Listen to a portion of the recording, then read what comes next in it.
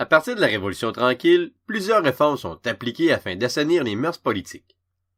Ainsi, peu de temps après son élection, le gouvernement libéral met sur pied la Commission Salvas qui a pour mandat d'enquêter sur la corruption et le favoritisme qui avait cours à l'époque. Il devient évident que des réformes sont nécessaires. D'autre part, en 1963, le gouvernement Lesage apporte des changements à la loi électorale. Il fait notamment passer l'âge requis pour voter de 21 à 18 ans. De plus, il confie à un organisme indépendant le mandat de modifier la carte électorale de façon à rendre le découpage de celle-ci plus équitable et moins arbitraire. Au niveau des structures politiques comme telles, des réformes ont lieu sous le gouvernement de Jean-Jacques Bertrand. En 1968, le Conseil législatif est aboli. Il y a longtemps que celui-ci était considéré comme désuet parce qu'il était encore constitué de personnes non élues qui détenaient encore un droit de veto sur les lois votées par les députés de l'Assemblée législative qui, eux, sont élus par la population. Par la même occasion, le gouvernement actualise le vocabulaire parlementaire. Ainsi, l'Assemblée législative devient l'Assemblée nationale. Un autre changement majeur quant aux institutions démocratiques survient en 1977, quand le gouvernement Lévesque fait adopter la loi sur le financement des partis politiques. Dorénavant, seules les personnes et non plus les syndicats ou les entreprises ont le droit de faire des dons aux partis politiques. Le montant qu'un citoyen peut donner est aussi limité à 3 000 $ et le nom des donateurs est rendu public lorsqu'il dépasse 100 $. De plus, avec cette loi, l'État finance une partie des dépenses des partis politiques en fonction des votes qui sont reçus aux élections. Ces mesures uniques au monde visent à garantir un processus électoral plus transparent. Pour appliquer cette nouvelle loi électorale, on fait appel à un directeur général des élections qui doit le faire en toute impartialité.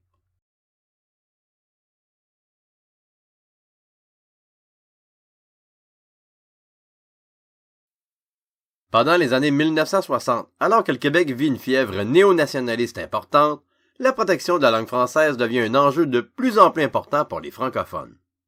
C'est à Saint-Léonard, un quartier de Montréal qui est peuplé par une importante communauté d'origine italienne, que survient la première crise linguistique importante du Québec. À cette époque, la majorité des immigrants inscrivent leurs enfants à l'école anglaise. Pour contrer l'anglicisation de ces immigrants, les autorités scolaires prennent la décision, en 1968, de leur imposer des classes unilingues françaises. À l'automne, la crise éclate. Pour protester contre cette mesure qu'ils jugent discriminatoire, des gens de la communauté italienne, appuyés par des anglophones, ouvrent des écoles clandestines et organisent des manifestations pour réclamer l'intervention du gouvernement. Après des affrontements dont certains dégénèrent en émeute, le gouvernement tranche avec la loi 63 qui est adoptée en 1969. Cette loi suscite la grogne chez les francophones puisqu'elle garantit aux parents le choix de la langue d'enseignement de leur enfant. C'est ce qui explique en partie pourquoi le gouvernement Bertrand est battu aux élections provinciales qui ont lieu quelques mois plus tard. Malgré cela, la situation linguistique n'est toujours pas réglée au Québec. En 1974, le gouvernement libéral de Robert Bourassa fait adopter la loi 22 qui fait du français la seule langue officielle du Québec.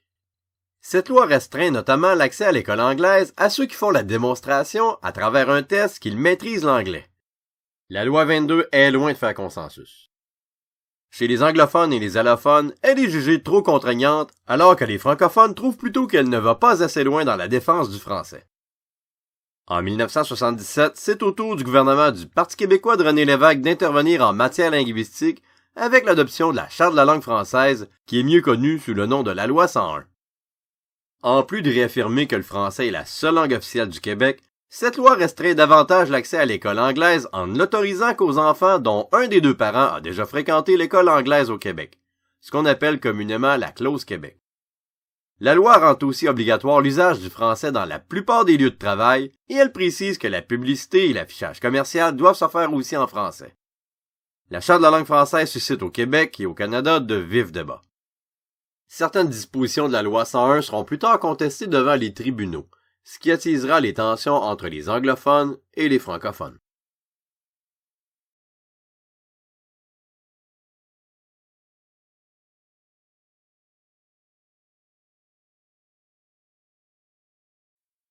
En 1975, le gouvernement Bourassa s'inspire des grandes chartes internationales et adopte la Charte des droits et libertés de la personne. Ce texte juridique a préséance sur les autres lois du Québec, c'est-à-dire que toutes les autres lois et tous les organismes gouvernementaux doivent s'y conformer. De plus, il s'applique autant à l'État qu'au rapport entre les personnes. La Charte précise que tous les Québécois sont égaux et interdit toute discrimination qui pourrait être faite selon leur sexe, leur ethnie ou leur handicap, par exemple. En vue d'appliquer cette charte, la Commission des droits de la personne et le Tribunal des droits de la personne sont aussi créés.